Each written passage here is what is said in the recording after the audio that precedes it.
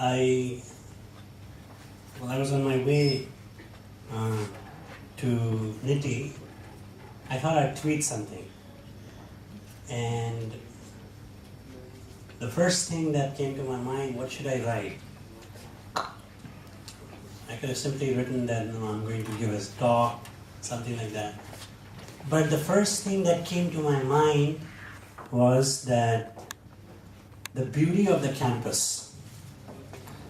And I said, that's interesting, because I remember I was here about 2 years ago, and I realized how beautiful this campus was.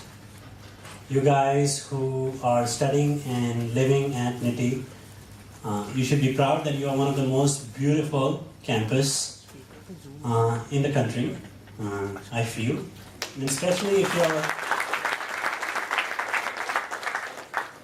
and especially with beauty with brains, because congratulations, you're definitely among the top 12 campuses and colleges in the country. Congratulations. I personally feel that is an extraordinary achievement. I personally feel that it is by no means easy to be among the top 12, top 15, but I'm also positive and sure that you will continue to achieve until I want to see, hopefully in a few years, that I'm going to be speaking at NITIE, the #1 college for management in the country. It's an honor to speak to people who are already so well informed, because it makes the job of the speaker very easy. We don't have to talk much. And majority of you have an engineering background. Yeah. So all of you have engineering background, and it's very, very difficult to fool engineers. So it becomes a little difficult to talk. And I feel that with some sort of preparation, I think engineers can also become some of the finest managers in the world. And I think that is what NITIE is trying to do, is make smart managers out of people who have already learned the basics of engineering. Many of you will be completing college soon, in the next few months, and some of you may be looking at options as to what to do next. So when NITIE got in touch with us and said, and asked, sir, what topic would you like to speak on? I really didn't know what topic to talk about to some very bright engineers. I mean, everything that I wanted to say has either already been said by your professors or has already been spoken by people who have come and lectured to you before. So I was in America at that time, a few weeks ago, when she called. So, I was going from one place to another, and I said, I'll speak on what next. And that essentially was something that is very close to my heart, that I want to share with you what next. But before what next, I want to do some kind of question and answer, so that I want to know from you, what are you planning to do next? After NITIE, what next? And obviously, majority of the people, including myself, if we do go to some good colleges, we go to some good universities, and we do well, then we definitely want to work for a good company. So how many of you, there's no right or wrong answer, how many of you want to do a job after you finish NITIE? Right? Almost everybody. There are a few students here and there. Is there somebody who wants to start his own business? One person. Okay. Very nice. I've got 4 students here. The percentage is fairly high. I almost thought there will be 0. Which shows that there are people who want to be different. Now, working for somebody is really not that bad. I mean, you learn a lot, especially if you go to a good company. The first few years, I recommend that all of you work. But there is a warning. How many of you, by the way, want to work for Infosys? Nobody? Wipro? TCS? Oh, you want to work for TCS? Nice. Nobody wants to work for a software company? Already done. How many of you already worked for one of these big software companies?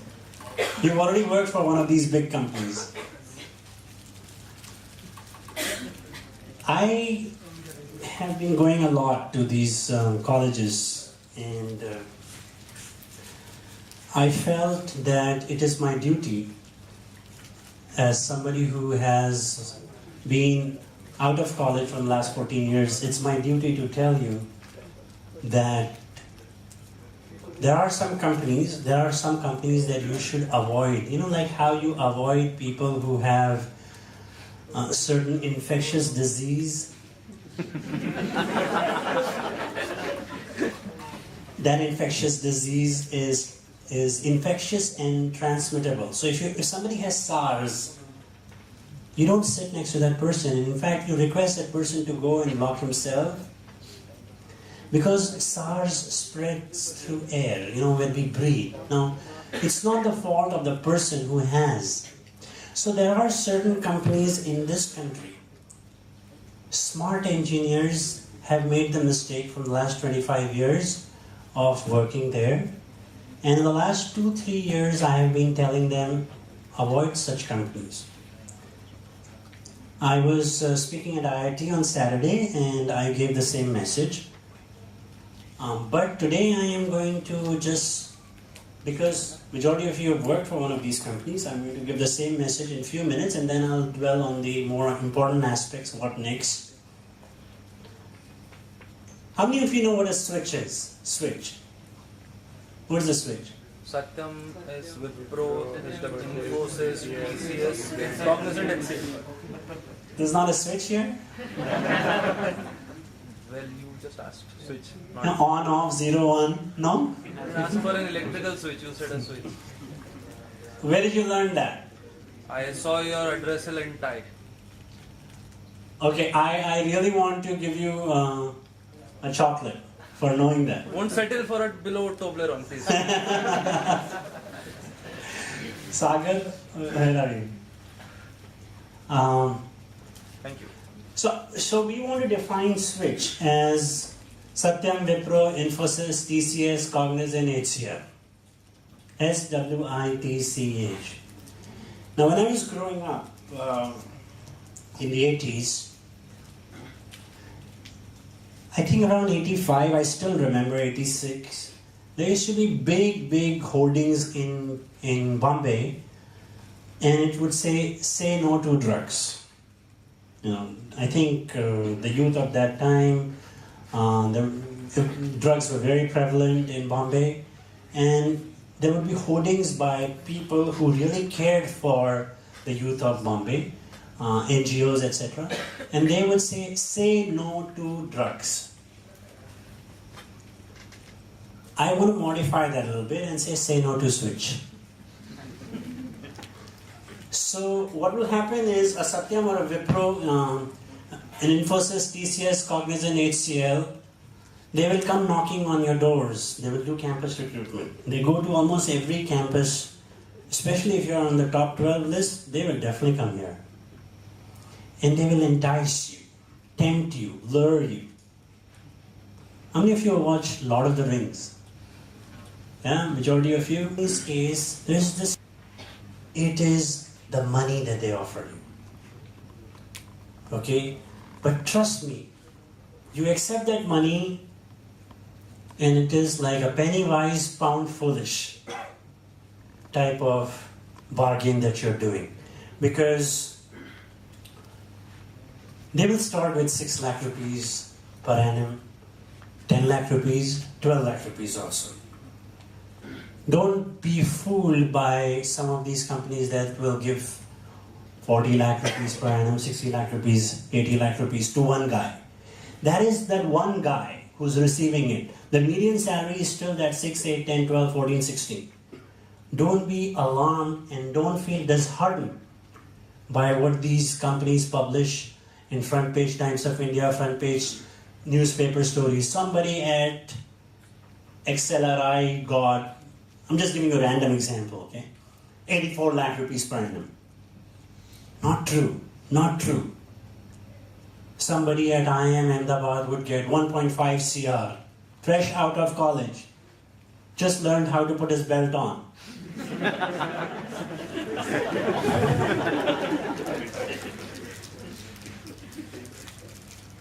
And I teach entrepreneurship at IIM Ahmedabad, so I know those guys are not, if they're not more smarter, then they're probably as smart as you are, and you guys are not less. And I don't see any horn on the head. Why do they deserve 1.5 CR? They don't. If you don't deserve it, they don't deserve it. It's because even the students know that.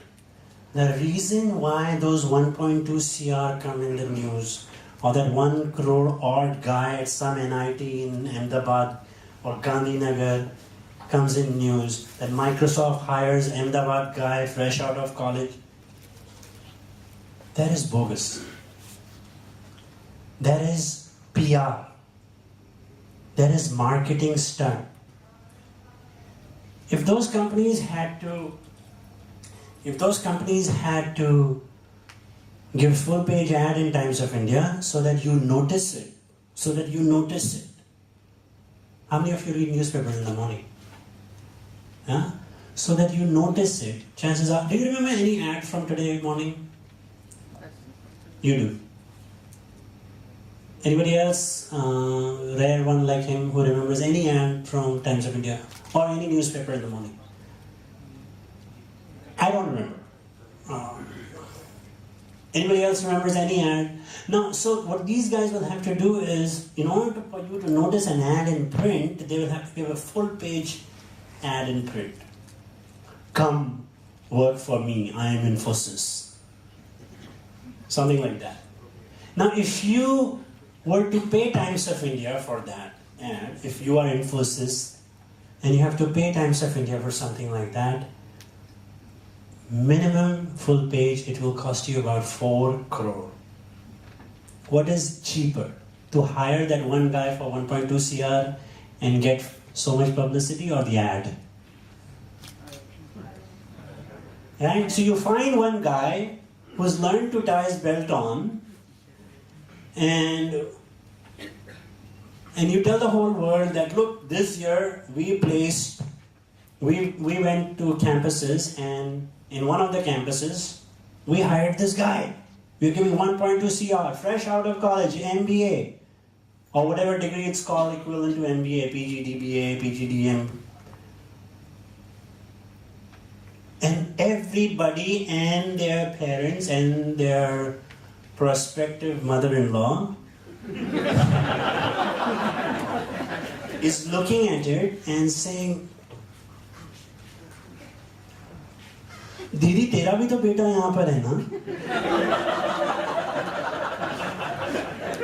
उसको कितना मिल रहा है? And दीदी is depressed, मेरे बेटे को तो 14 लाख मिलेगा. And Didi will show that Didi that, look, on the same campus there is a guy who is getting 1.2 CR. Something is really wrong with your son. Don't get disheartened. It's a trick to engage the best brains to apply for that company. Usually usually these are companies that do not have a whole lot of people applying from campuses. So they have to do these type of stuff. They may or may not be bad companies. They're usually good companies. But they realize that if they give full page ads, then they will be spending crores rather than hire one person and give an astronomical amount and get the job done. Everybody, all the students in India who have an MBA or will be doing MBA start talking about this. Suddenly it comes in the limelight. Now the switch companies do a different game. Switch companies don't do a stunt. You know what they'll say? They'll say, we have a beautiful campus in Bangalore. We have a beautiful training center in Mysore. We have a beautiful, development center in Visakhapatnam. We have one of the best campuses in Pune. We have like the best canteen.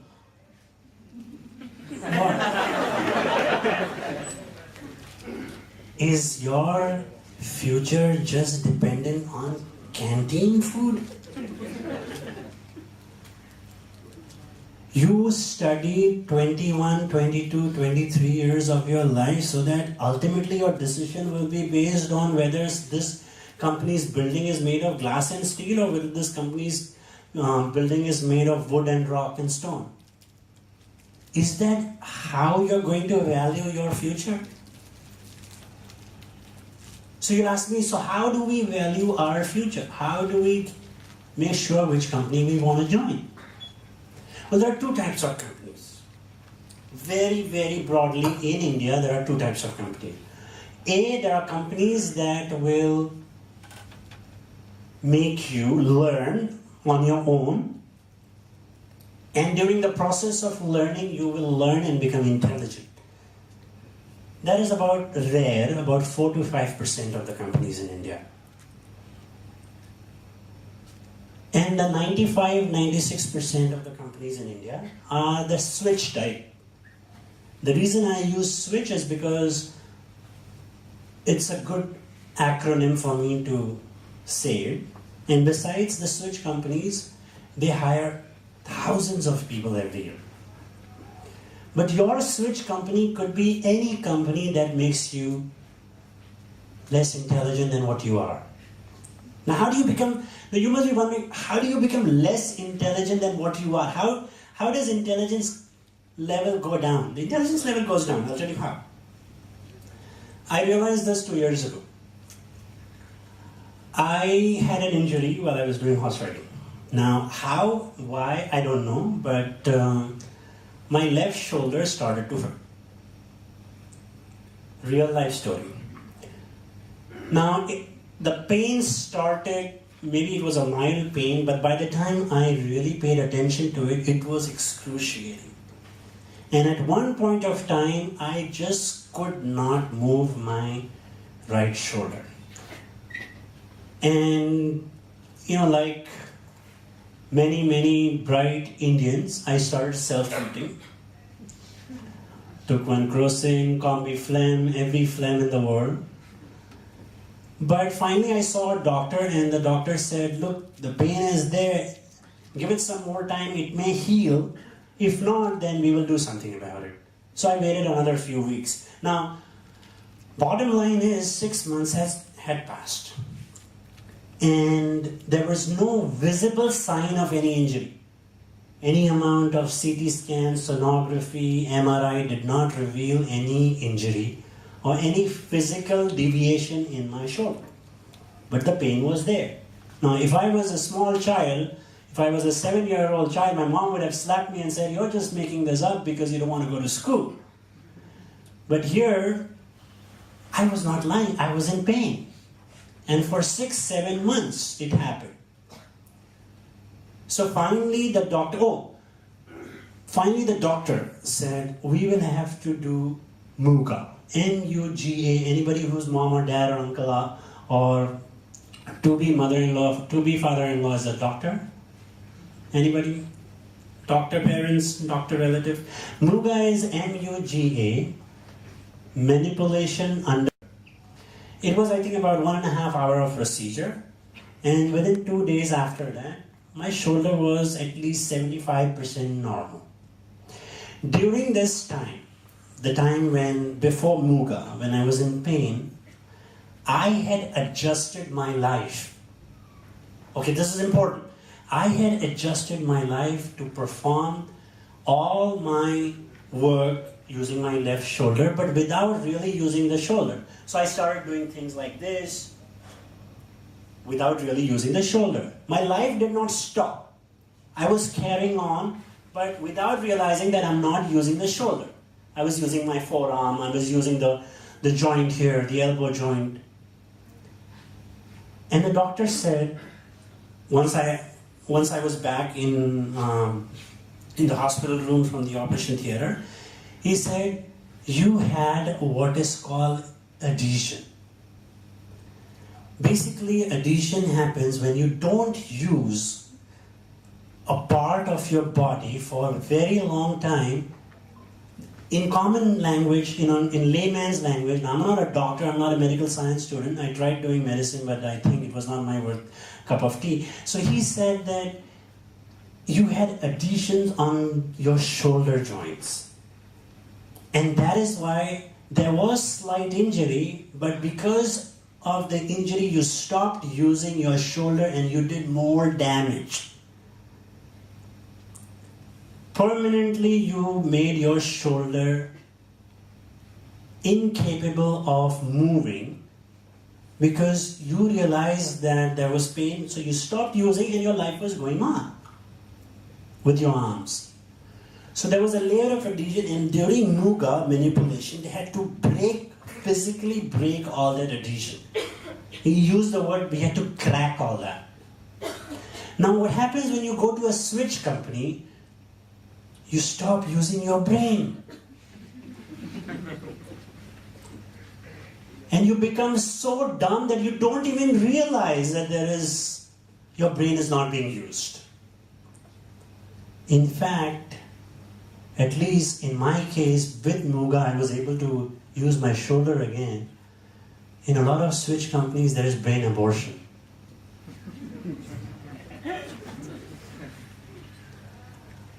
My request, my prayer, and my plea to you is go work for a company where you will learn. It may not have a beautiful office like Infosys. It may not have the billions of dollars like Wipro. It may not have 2 lakh employees like TCS.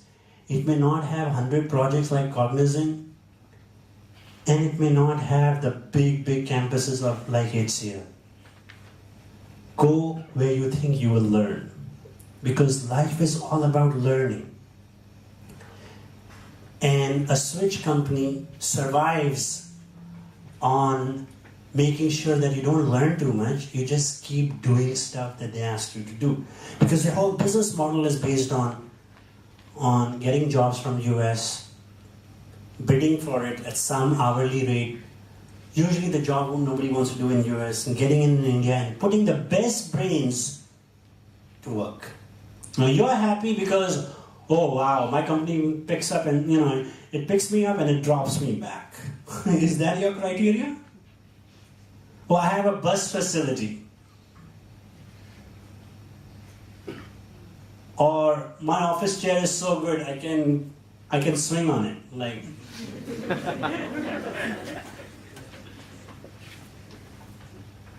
that should not be your criteria. Because if that was the criteria, they hire some of the best people, best management guys, best engineers, and best combination of engineers and managers. Then why is it that we don't have one of these switch companies building a product like YouTube? In fact, switch companies don't even have a product. Anybody remembers any switch company's product name? Give me for one big chocolate. You used it on ICICI, it is pathetic. This guy has watched my speech.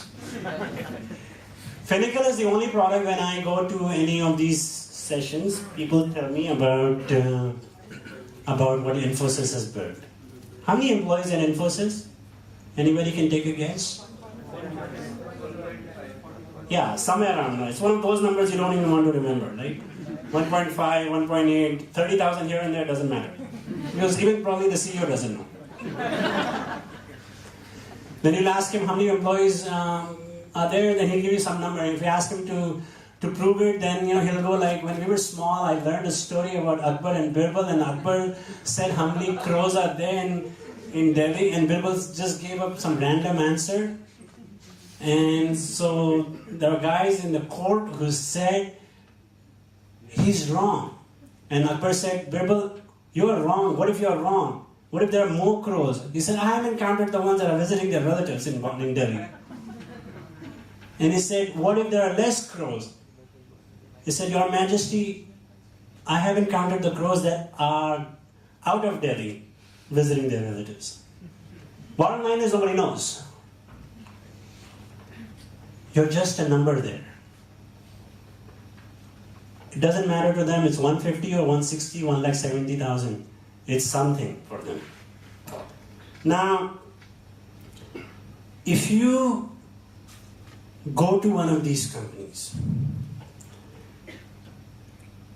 and you see the product that they build, it's not a product that they build. There is no product. They do what is called body shopping. They shop for your body. They bid for something, let's say at 35, 40, and they'll develop it at $4, $5, $6 per hour. They are making the money on the margin that they are bidding and how much they are paying you. They don't build products. Products are built by companies that have bright engineers like you who lock themselves in a room and think of complex problems and then solve themselves. Nobody tells them from US what to do. Nobody says, this is our job work, we're going to outsource it to India. That is the difference between a switch company and a non-switch company. And Finacle, by the way, is the only thing that comes to people's mind. How many of you have used ICICI banking? How many of you like ICICI banking? Please raise your hand. Online banking? Okay, thank you. Nobody likes it. It's powered by Finacle.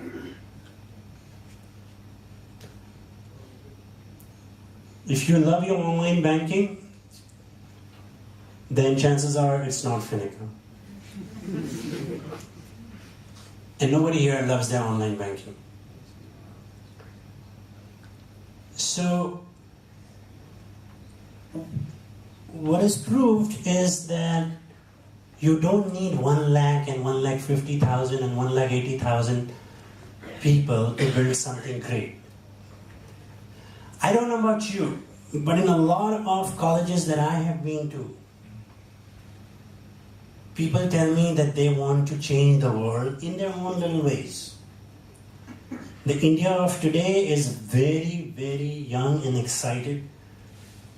And they don't just mean philosophically changing the world. They really want to do something nice. They want to leave a legacy. They want to do some nice thing in the world. Whether they are 18, 19, 20, 21, 25 years old. They are selfish for themselves, but they want to leave something back. So that one day the world will remember them. It could be a small thing. It could be some voluntary work you're doing. It could be like a child that you're teaching who did not know. It could be like building a house of a person who's lost his house in some floods or some natural calamity. But the India of today is very different from what it was one generation ago, 30 years ago.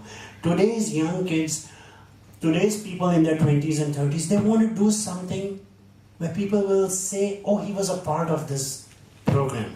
And this program has changed India in its own little ways. And one of the ways that we are doing, all of us young people are doing, is by building or being part of a company that is truly changing the world. How many of you believe that Google has changed the world? How many of you believe that YouTube has changed the way we understand concept of entertainment? So what's important? Number of employees or the quality of employees? So if you join a switch company, what happens? You become a quality or a number? The question is answered by you. After NITIE, what next? One answer has been given by you yourself just now. I am not here to tell you whether you should work or not. I am here to tell you that you should think what you want to do. I'm giving you enough anecdotes and stories and experiences from my life that will help you answer for yourself. Now, I do not want that everybody should start their own company right after college. That can happen. But it doesn't matter that you do it now, or you do it 5 years from now, or you do it 10 years from now, or you work for a company that is changing the world, which is equally good. But don't ever do something that will cause a brain abortion. Another thing, this is a post-graduation course for most of you, in fact all of you. How many of you want to study further? Nice. Anybody else? Please apply for the position of a professor in some college if you want to study further. I personally believe that for a mountain of gold, I will not go and study anymore. At least formal, wasting 2 years of college life. In India, we have this obsession about collecting degrees and diplomas and diplomas and diplomas. You should say enough. Enough. The real learning happens not in those classrooms. It is important to some extent, but not at this age of life. That happens in real life environment, indulging and learning from the environment, from your job. Some people call it on-the-job training. If there is anybody who is planning to study more, then I am going to assume that you want to become a professor. I love professors. I'm still in touch with some of my professors, but we know all how boring professors are. They're very nice people, one of the most hardworking people on the planet. Professors. But they live in their own academic world. Some of them become smart and they realize that the real life and their textbooks are very different. So they try a combination of both. But for you, the time to work is now. Not 6 months from now. That'll be late. Is now. Get up and do something. Do something whether paid or unpaid. It doesn't have to be that every job that you're doing has to be. If you're learning, you're doing a good job. And it doesn't have to be like Einstein learning that, you will discover something new every day. But if you are learning even one small aspect of something that is making you a better person, then that is the right work for you. For some of you, money may be very important. I don't have any issues with that. But don't make money as the only criteria after college. It is important, I understand. India is getting even costlier every year, I understand.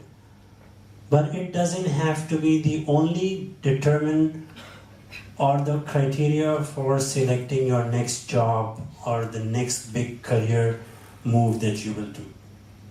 You cannot base your decision just about money. If you want to have your own business. There are about 4 or 5 people here who want to have. I would say start exploring now what you want to do if you want to have your own business. It is fairly easy in the India of today to start your own business and to grow that business. There are people who will advise you. There are people who will support you, and if you need money, then I'm sure there are people who will help you. This whole phenomena is called entrepreneurship. And entrepreneurship is a career for many, many, many people in this world. There are shopkeepers and there are entrepreneurs. India has been a nation of shopkeepers. And for shopkeeper, the person, the life starts early in the morning. He or she opens the shop, has 1 or 2 people working for him, assistants, and then they close the shop at the end of the day, working very hard, barely making enough money to survive and feed their family and feed the people who work. That's a shop. Majority of India does business, but they're shopkeepers. We should resolve in this room to make our nation into a nation of entrepreneurs.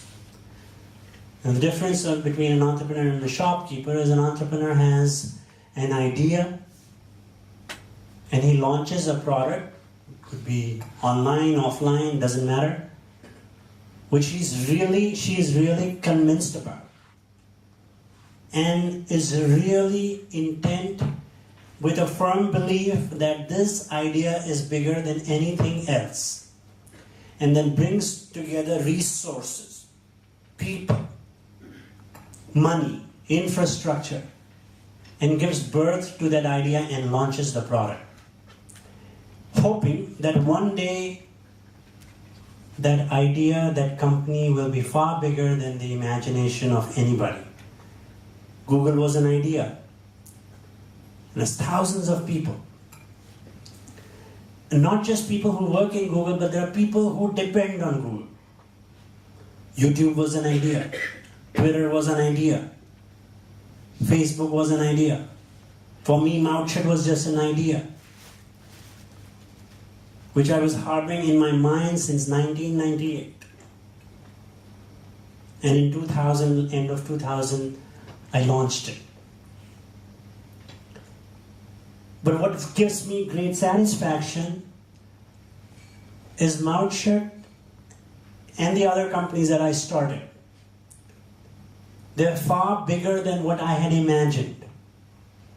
And they've made their impact in more ways than I personally thought it will.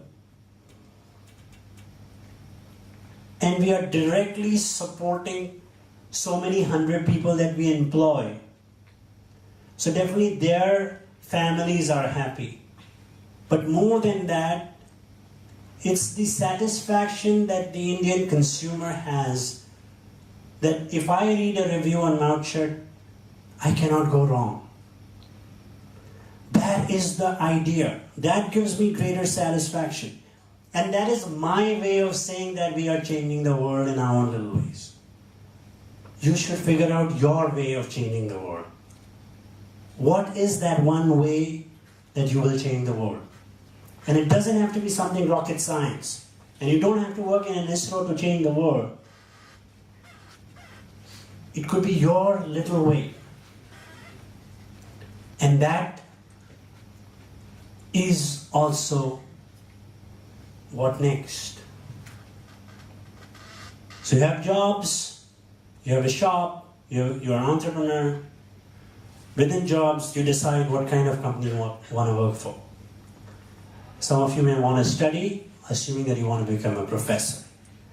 If anybody else, unless you want to become a professor, you go on to do further studies. Don't waste your time in college anymore. Do not be obsessed with people who keep on collecting degrees and diplomas. You can definitely study part-time. You can definitely do that. But no more the comfort of full-time college. I'm assuming majority of you are 21, 22, 23. Take charge of your life. If not now, when will you? And final thing, I'm definitely going to give time to question and answers. I've been speaking for about 35 minutes, so I will take about half hour of question and answers. Finally, don't do something just because your mom or dad wants you to do that. Do it because you want to do it and you have convinced your mom and dad. Don't take up a job somewhere just because your mom said that you will get married easily. Y'all are laughing, but guys believe in that. Girls are laughing.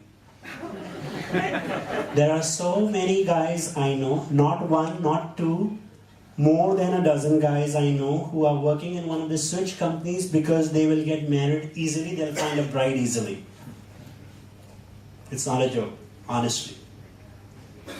There are so many guys who I know whose parents told them to work for one of the switch companies. They didn't want to work there. They had good offers from other smaller companies where they knew they could learn and do more, but they chose a switch company because their marriage material becomes higher. Because who would know a small company, right? Who knew Twitter like 6 years ago?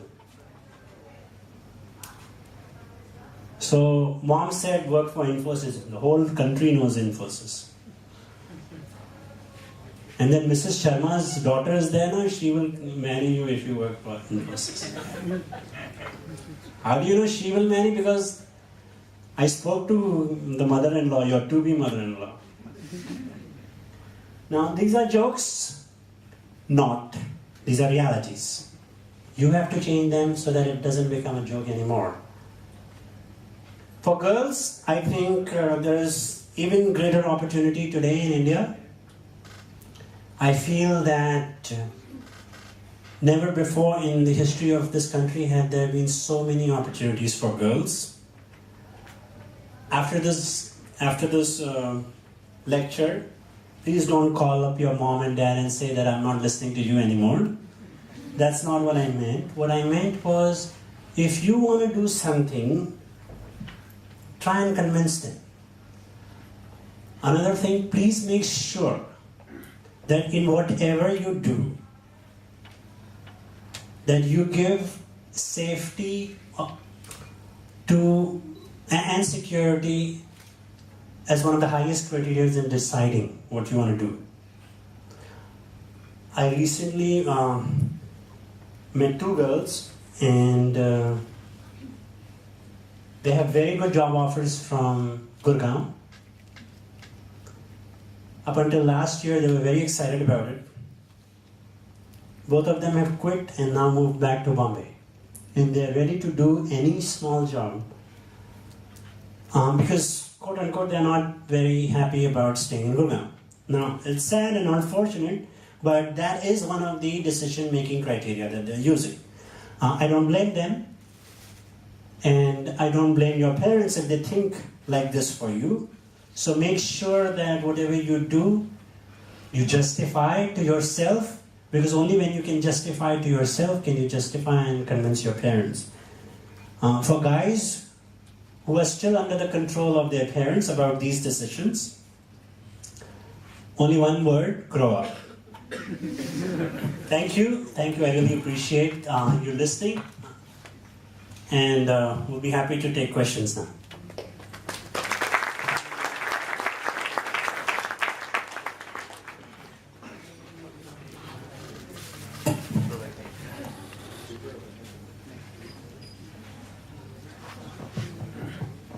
Yes, please tell me your name and your elective, so that'll help me. course is a general one. We don't have electives. This is investment management. My name is Rishita. I would like to know how did you go about creating the revenue through Mouthshut? Oh, how did I go about creating revenue in Mouthshut? The first 4 years we did not have any revenue in Mouthshut. Then we experimented. We are a profitable company today. We have revenues from advertising. We have revenues from subscription. And we have this partnership with Google where Google promotes Mouthshut to its customers and they display ads on our site. All these three things evolved. It was not an overnight thing that happened. And that is my lesson, that most of the revenues that you plan while you're building your revenue model or business plan, it doesn't happen immediately. Some of them take longer, some of them can happen in the medium term. We kept on experimenting. So some of the things that you see today on Mouthshut, but there are a lot of things you don't see because it just didn't succeed. Right? So you keep on trying and keep experimenting. So, I would also like to know more about your other review. Yeah, so the new business is, we are still testing it. It's called DealFace. And it is on the lines of Daily Deal website that we are trying to integrate. The thing that we did differently in this was that we introduced the country's first SMS-based coupon. Majority of the deal sites, they asked you to print the coupon and then you have to take it to the merchant. DealFace introduced SMS-based coupon, so you buy a deal and then you would get the coupon on your SMS. And the coupon was nothing but some alphanumeric code, and we gave the merchant a way to confirm the alphanumeric code, whether it's a valid one, it's a used one, it's an expired one, etc. So how difficult was it to convince these merchants to... Fairly difficult.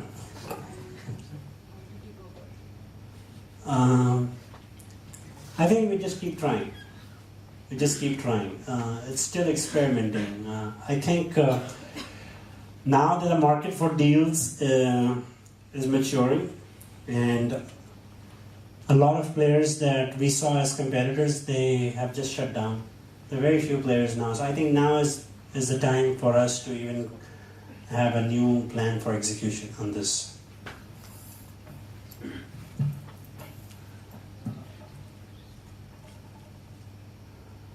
What are the challenges you faced while you started Mouthshut?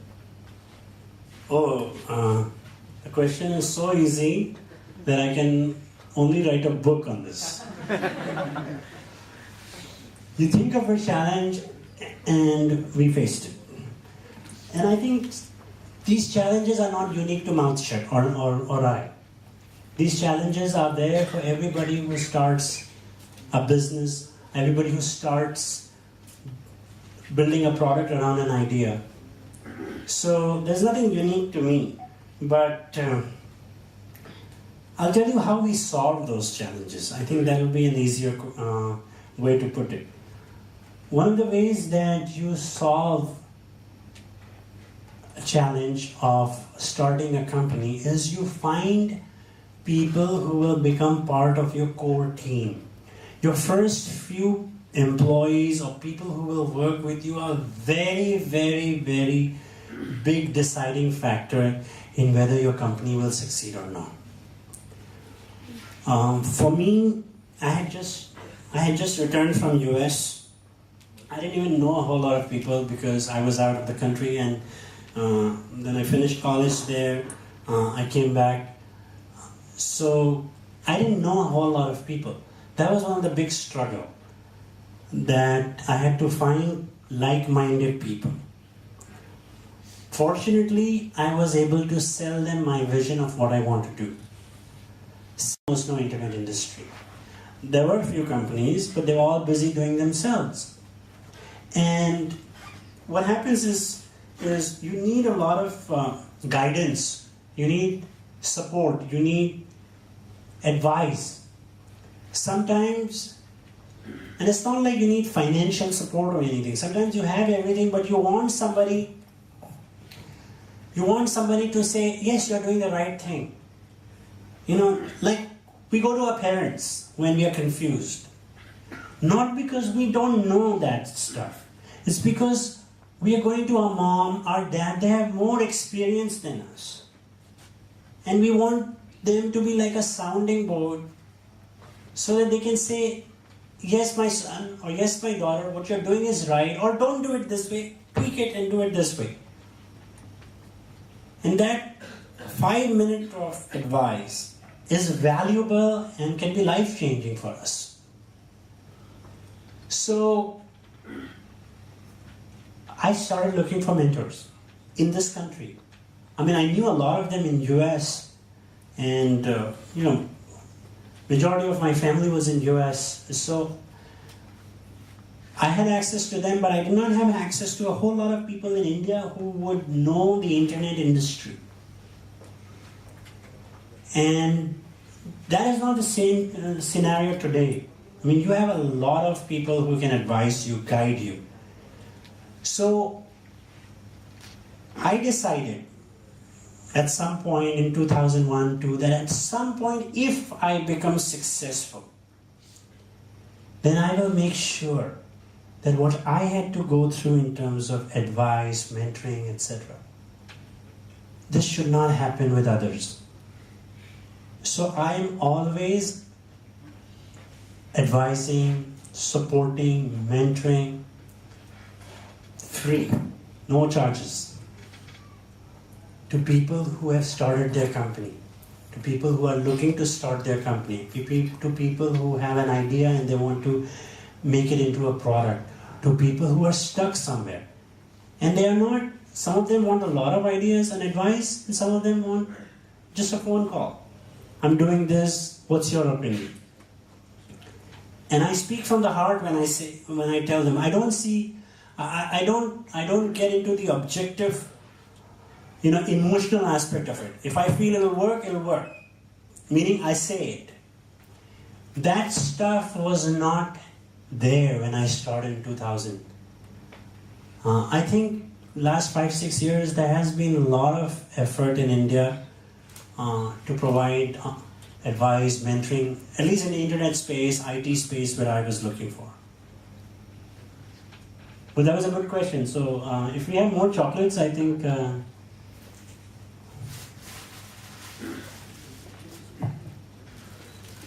Questions? Good evening, sir. My name is Anuj. I am pursuing industrial engineering over here. You have quite strongly conveyed your message of saying no to switch companies.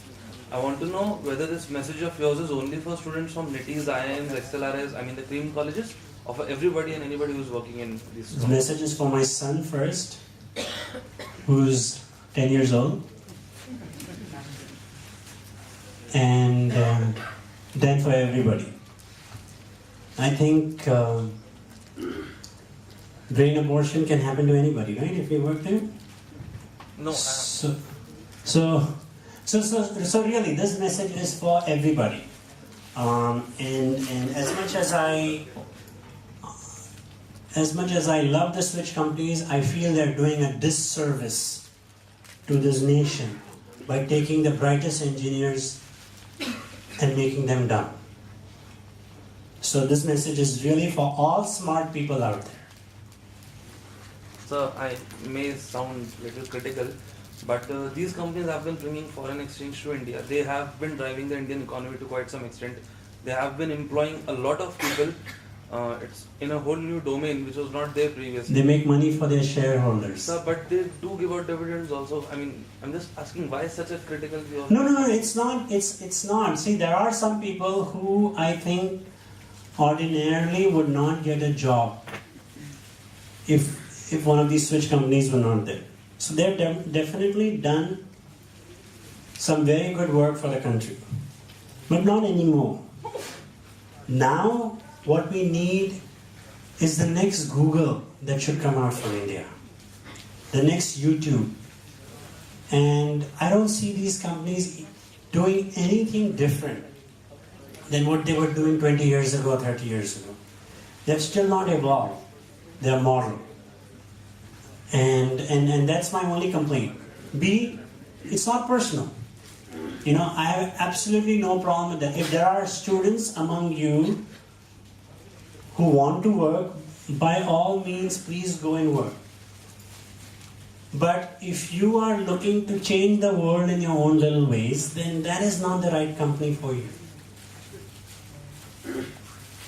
Good evening, sir.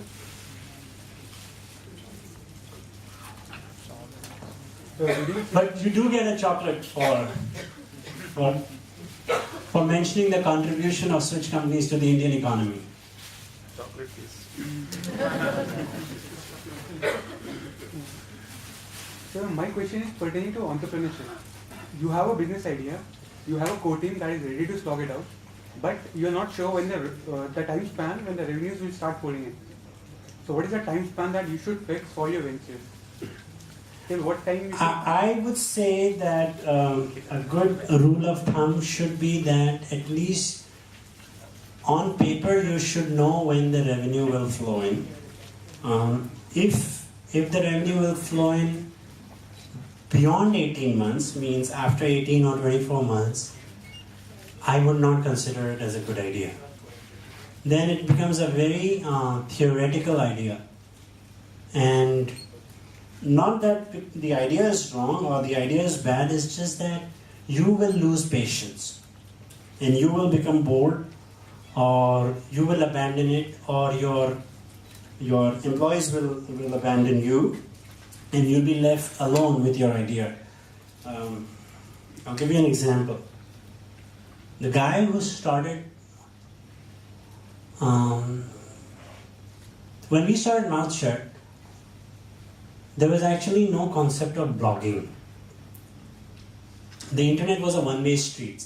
Content writers used to write. They were usually journalists. And then the whole country or everybody would read. Now, if you are launching a site like Mouthshut, you're basically telling the world that you can also now write. So majority of Indians, Mouthshut was the first platform then where they saw their own work published. Now we limited ourselves, the work that you would write, we limited ourselves to reviews on products, brands, services. And it was true for a lot of people in India. I mean, the first platform that they ever wrote for was Mouthshut. But along that time, there was a platform that was evolving in India. It was called Blogger. And that gave rise to a word called blog. And became so powerful that in 2004-05, everybody started writing blog, knowing blogs, etc. If you have Microsoft Word 2003, you type the word blog and it says spell check, word not found. Now I'll give you, why am I telling you this story? I'll give you a little bit of background about Blogger. So the guy who started Blogger, there were I think 2 other co-founders. And there was absolutely no way they were making money. How can you make money when you're allowing others to write? Just like it took us 4 years in Mouthshut, right? So 2 of his co-founders, they left after I think year 1 or 2 years. And at one point, all his employees also left him. He was all alone. Then his big moment came, and I think in 2003 onwards, I think somewhere around that, Google acquired. And Google made it big. And that's when everybody came to know of a word called blog. And this company was called Blogger, Blogspot.